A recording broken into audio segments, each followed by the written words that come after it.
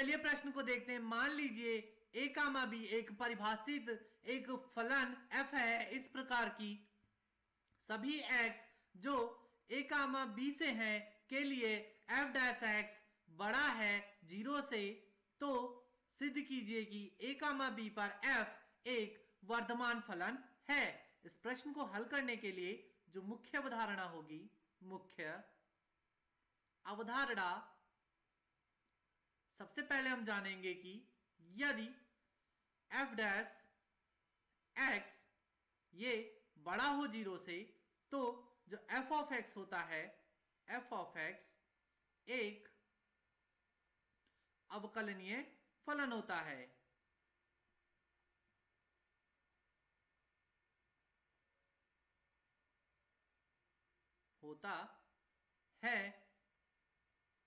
और जो हर एक अवकलनीय फलन क्या होता है, ये एक सतत होता है। अब हम अपने प्रश्न पर आते हैं। प्रश्न में हमें दिया गया है कि जो a कामा b एक परिभाषित फलन f है, तो और दिया गया है कि x जो a कामा b से है के लिए f डैश x जो बड़ा है 0 से। तो अगर यदि ये 0 से बड़ा है तो हमें पता है कि जो f ऑफ x होगा ये एक अवकलनीय फलन होगा।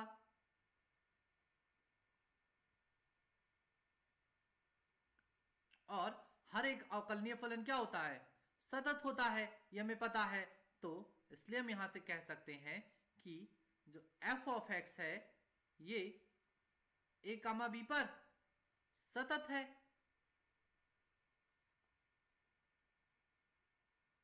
अब हम यहां पर लैग्रांज प्रमेय से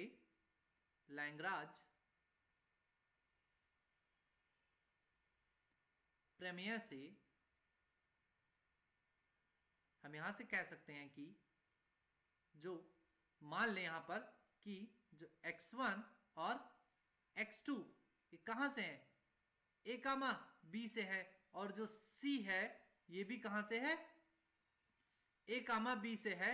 और यहां पर जो x1 कामा x2 है, यहां पर जो x2 बड़ा है x1 से।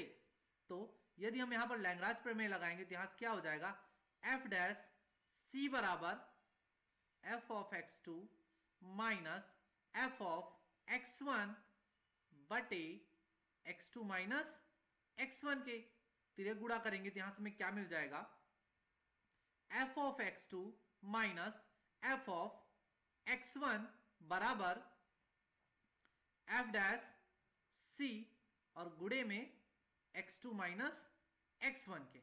अब हमें पता है कि जो f डैश c होगा ये क्या होगा, ये 0 से बड़ा होगा, ये 0 से बड़ा होगा, और x2 माइनस x1 ये भी 0 से बड़ा है। तो यहां से हम कह सकते हैं कि जो fx2 है, fx2 ये बड़ा है fx1 से, और यहां से हो जाएगा जो x2 ये बड़ा है x1 से। अतः जो f ऑफ x एक वर्धमान फलन है। मुख्य अवधारणा के आधार पर हमने ये सिद्ध कर लिया कि x जो a कामा b से है के लिए f डैश x का मान बड़ा हो 0 से, तो जो a कामा b पर f एक वर्धमान फलन होता है। आशा करते हैं आपको समझ आया होगा। धन्यवाद।